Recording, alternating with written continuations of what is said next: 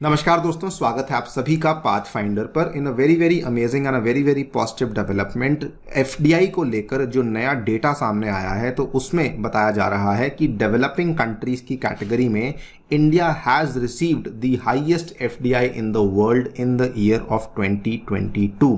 In fact अगर हम लोग डेवलपिंग कंट्रीज को छोड़ दें तो अगर पूरी लिस्ट को ले लें तो उस केस में इंडिया के ऊपर केवल दो ही देश आते हैं, that is USA and UK, जो कि नंबर 1 और नंबर 2 पे आते हैं। तो ओवरऑल अगर लिस्ट में बात करते हैं, India has received third highest FDI in the world in 2022।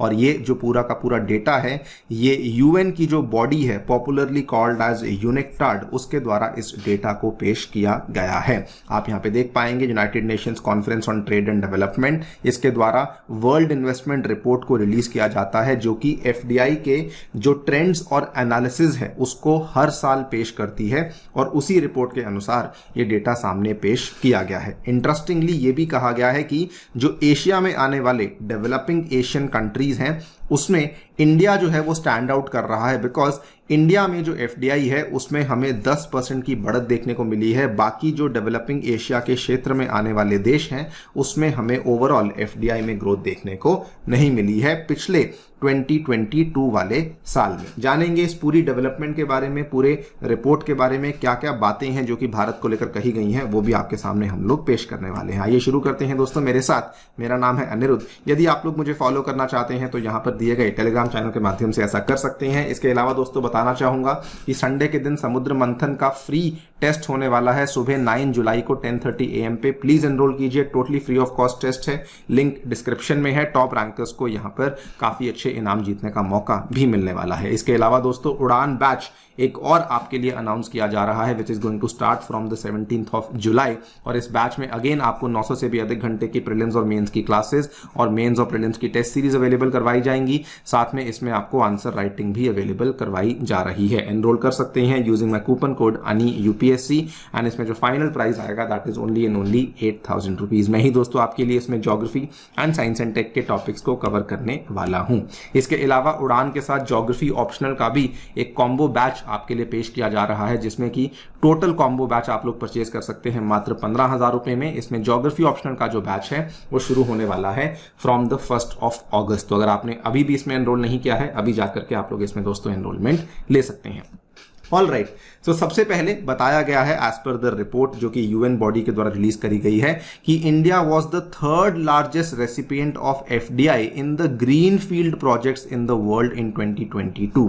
तो ये जो रिपोर्ट है ये ग्रीन फील्ड प्रोजेक्ट्स को लेकर रिपोर्ट को पेश किया गया है, जिसमें कि जो डेटा है वो ये बताता है एफडीआई इनफ्लोज इनटू इंडिया रोज ऑलमोस्ट 10%, जो 2021 में $44.7 बिलियन पे थे, वो बढ़ते बढ़ाते $49.3 बिलियन पे पहुंच चुके हैं सन 2022 में। ये वर्ल्ड इन्वेस्टमेंट रिपोर्ट का जो 2023 का संस्करण है उसके द्वारा इस डेटा को पेश किया गया है। अगर हम लोग एब्सोल्यूट नंबर्स में बात करें, this is lower only then the FDI flows into the USA and the UK, यानी कि केवल भारत के ऊपर अमेरिका और ब्रिटेन ही हमें देखने को मिल जाते हैं। ग्रीनफील्ड प्रोजेक्ट्स क्या होते हैं? ग्रीनफील्ड प्रोजेक्ट्स बेसिकली ऐसे प्रोजेक्ट्स को कहा जाता है, ऐसी इन्वेस्टमेंट्स को कहा जाता है जब आप एक ऐसी जगह पे जाकर के काम शुरू करते हैं जहां पर पहले कोई भी प्रीवियस फैसिलिटीज एग्जिस्ट नहीं करती हैं।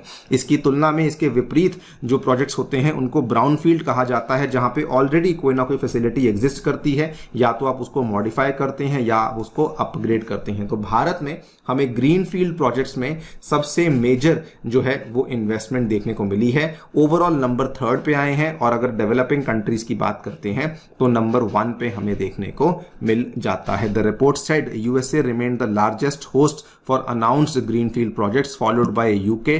नंबर 3 पे इंडिया है। नंबर 4 पे सरप्राइजिंगली यूएई देखने को मिलता है, एंड नंबर 5 पे यहां पे जर्मनी देखने को मिल रहा है। इतना ही नहीं बल्कि रिपोर्ट में यह भी बताया गया है एक और कैटेगरी में India is the second largest recipient, जहां पे हमने यूके को भी पछाड़ दिया है, और वो कैटेगरी है इंटरनेशनल प्रोजेक्ट फाइनेंस की। ये कैटेगरी वो होती है जब इंटरनेशनल लेंडर्स बेसिकली बहुत सारे जो इंफ्रास्ट्रक्चर के प्रोजेक्ट्स होते हैं उसके लिए डेट या फिर इक्विटी को प्रोवाइड करते हैं इन वेरियस कंट्रीज। उसमें नंबर 1 पे अमेरिका है एंड नंबर 2 पे हमें भारत देखने को मिलता है, वहां पे नंबर 3 पे हमें यूके देखने को मिल रहा है। तो इस कैटेगरी में इंडिया में क्योंकि बहुत बड़ा शार्प राइज देखने को मिला है तो यहां पर भी हम लोग सेकंड लार्जेस्ट रेसिपिएंट बन चुके हैं। खैर, talking about the FDI inflows into Asia and India in general, तो उस केस में यह कहा गया है कि एशिया की जो बाकी डेवलपिंग कंट्रीज हैं वहां पे जो एफडीआई इनफ्लोज हैं वो ऑलमोस्ट हमें फ्लैट देखने को मिले हैं, लेकिन इंडिया जो है वो यहां पे स्टैंड आउट कर रहा है। टोटल 5 इकोनॉमीज हैं एशिया में जिसमें 80% of the total FDI flows देखने को मिले हैं, जिसमें से अगर आप देखेंगे तो एक इंडिया है, बाकी China, Singapore, Hong Kong and UAE देखने को मिल जाता है। अगर आप लोग बाकी कंट्रीज का ब्रेकअप देखना चाहते हैं तो सभी कंट्रीज में जो ग्रोथ है वो भारत से कम देखने को मिली है। सिंगापुर में 8% की ग्रोथ देखने को मिली है, इंडोनेशिया में 4% की, फिलीपींस में -23% की, चाइना में केवल 5% की ग्रोथ, हांगकांग में -16% की, उसके बाद सऊदी अरेबिया में -59% की ग्रोथ देखने को मिली है। केवल 2 ही देश हैं जो कि इंडिया के बराबरी में है या फिर इंडिया से आगे हैं। एक है वियतनाम जहां पे 14% की ग्रोथ देखने को मिली है, दूसरा है दोस्तों यूएई जहां पर आपको अप्रोक्सीमेटली 10% का जो ग्रोथ है वो ग्रीन फील्ड प्रोजेक्ट्स में देखने को मिला है। कुल मिला के रिपोर्ट का यह कहना है कि एक तरफ भारत है और दूसरी तरफ आसियान देशों का जो ग्रुप है ये सबसे ज्यादा बायोएंट रेसिपिएंट्स माने जाते हैं, यानी कि बहुत ज्यादा यहां पे एफडीआई इनफ्लोस को अट्रैक्ट किया जा रहा है। भारत के केस में 10% का इंक्रीज देखने को मिला है, आसियान के केस में 5% का इंक्रीज देखने को मिला है, और आसियान के केस में रिपोर्ट ने यह भी मेंशन किया है that it is probably because of the regional comprehensive economic partnership, जिसकी वजह से इतना बड़ा हमें इनफ्लो आसियान के देशों में देखने को मिल रहा है। आसियान के देशों को लेकर इन्होंने बोला है कि $222 बिलियन के आसपास का हमें टोटल इनफ्लो देखने को मिला था पहले, और अब हमें उसी के अंदर ऑलमोस्ट $580 बिलियन का इनफ्लो देखने को मिल रहा है। ये आंकड़े जो है हो सकता है कि इसमें और भी अलग अलग चीजों को इंक्लूड किया गया हो, लेकिन अगर ग्रीनफील्ड प्रोजेक्ट्स की बात करते हैं तो आसियान के देशों में कुल मिलाकर के 5% का ग्रोथ है जो कि देखने को मिला है। सो कुल मिला के एक तरफ भारत और एक तरफ आसियान है जहां पे अच्छी ग्रोथ देखने को मिल रही है, बाकी जगह पे आपको प्रॉपरली ग्रोथ देखने को नहीं मिल रही है। भारत में इतनी बेहतरीन ग्रोथ देखने के पीछे इस रिपोर्ट के द्वारा कुछ स्टैंड आउट एफडीआई डील्स भी हैं जिनको मेंशन किया गया है, जिसमें कि इन्होंने बताया है कि जो मेजर बड़ी बड़ी डील्स हैं उसमें अदानी ग्रुप का कुछ ना कुछ योगदान देखने को मिल रहा है। नंबर 1 पे आती है फॉक्सकॉन एंड वेदांता रिसोर्सेज की जो डील है, जिसके चलते वो भारत का पहला चिप फैक्ट्री बनाने वाले हैं ऑलमोस्ट $19 बिलियन के लिए in the state of Gujarat. तो ये एक बहुत बड़ी डील है। नंबर 2 पे आती है यहां पर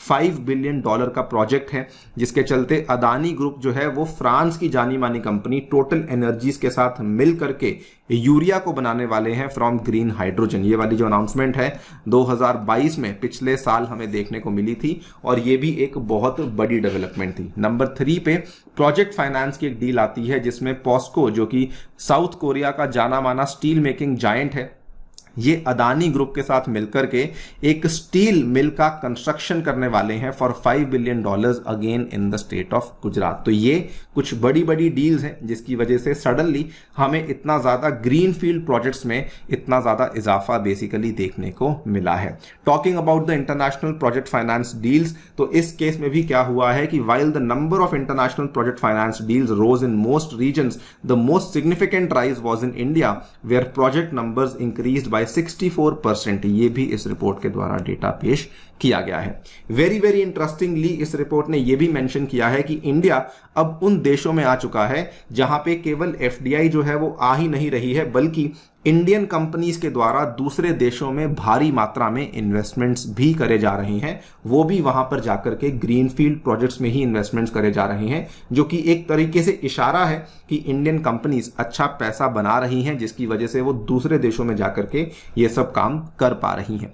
इस रिपोर्ट ने बताया है that total greenfield project announcements by Indian multinational enterprises almost $42 billion के आसपास पहुंच चुकी हैं, जिसमें जो दो सबसे बड़े ग्रीनफील्ड प्रोजेक्ट्स हैं वो रिन्यूएबल एरिया के क्षेत्र में देखने को मिले हैं, रिन्यूएबल एनर्जी के क्षेत्र में देखने को मिले हैं, with Acme group announcing $13 billion plant in Egypt, और उसके साथ ही में रिन्यू पावर जो है उसने भी अनाउंस किया है that it will set up an $8 billion green hydrogen plant in the Suez canal economic zone. ये दोनों ही कंपनीज जो है, एक्मे ग्रुप और रिन्यू पावर जो है, ये दोनों ही रिन्यूएबल एनर्जी के क्षेत्र में काम करने वाली बड़ी बड़ी कंपनीज हैं, जिन्होंने इतने बड़े बड़े प्रोजेक्ट्स को रिसेंटली इजिप्ट में अनाउंस किया है। तो ये है जो कि एफडीआई को लेकर data with respect to greenfield project सामने आया है। जल्द ही ऑलमोस्ट 1 महीने के अंदर अंदर एफडीआई को लेकर और डेटा सामने आएगा कि भारत में कौन सी स्टेट्स में मैक्सिमम एफडीआई आई, कौन सी कंट्री से मैक्सिमम एफडीआई आई। जैसे ही वो वाला डेटा सामने आएगा वो भी आपके सामने हम लोग दोस्तों पेश करने वाले हैं। फिलहाल के लिए वीडियो में इतना ही।